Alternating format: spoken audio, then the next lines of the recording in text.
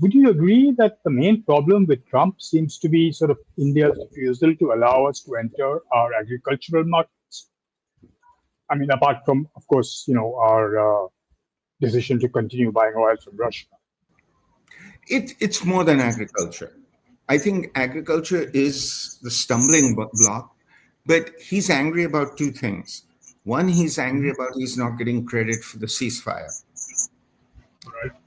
right? And the second thing is India went in proactively and said, we'll work out some kind of trade deal. But when he looked at what he was getting from the European Union, Japan, Korea, he said, I'm getting nothing in comparison from the Indians. And this is really upsetting.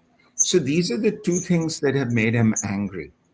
And as a result of that, you're seeing a more of a hardline. And then there is a third thing, which has nothing to do with India. India is the pawn in it. And that is he wants to put pressure on the Russians. And as you know, you're having the meeting with the Russians in Alaska. So Right. he's been told by his advisors that the best way to put pressure on Putin is to cut off the oil supply, which means countries like India don't buy it anymore. Right. And I think his advisors don't know what they're talking about. The Russians have lost between 100 to 200,000 troops in this war. That's not a country that's going to back down. And just for the record, India bought maybe $100 billion worth of oil. The Chinese bought $34 billion more than India.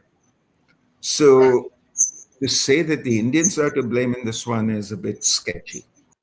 Why is China getting away when India is being targeted? Because China is strong. Look, I mean, I let me put it to you this way, okay? China is a world manufacturing power and now scientific and technological power. I'll just go down the list and so your audience uh, understands what I'm trying to get at here. One, America developed ChatGPT. The Chinese developed DeepSeek, and DeepSeek is considered to be a better platform. Okay? Two, Right. the Chinese have developed sixth generation fighter aircraft. They just unleashed the third prototype in that. Three, their cell phones now are as good as Apple. The Huawei Mate 60, Mate 70 are considered the equivalent of Apple. And by the way, the Chinese have an 80% share of the Indian cell phone market. 70% of all drone components come from China. The Chinese have $750 billion in American treasury bills. Okay. So this is a country which is very confident in where it is today.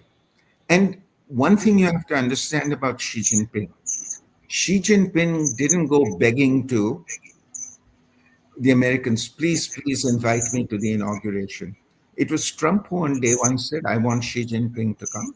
And Xi Jinping said, no, our protocol is that the ambassador goes for any inauguration. But now that you've invited us, we'll send our foreign minister. Their foreign minister is number 7 in the cabinet. Oh, sorry, in the Politburo. Hmm. That is like if India had sent the Minister of Tourism or the Minister of Sports. Though I think Minister of Sports is probably 15 or 16 in the cabinet. But you send a low level cabinet member. They didn't care where he was sitting. The Indian press was all excited about, oh, Jaishankar is sitting in the front row. If this is the treatment you get after Jaishankar sits in the front row, I think India should reconsider what it considers friendly gestures from the Trump administration. And look, the Chinese, I mean, the thing we have to understand is the Chinese now, Ramananda, have $900 billion of trade with ASEAN, 780 or 800 billion with the European Union, 600 billion with the Americans, 350 billion with the Japanese. This is a major global trading power. And when you are a major global trading power and your top two partners are the EU and ASEAN, you can afford to be strong with the Americans.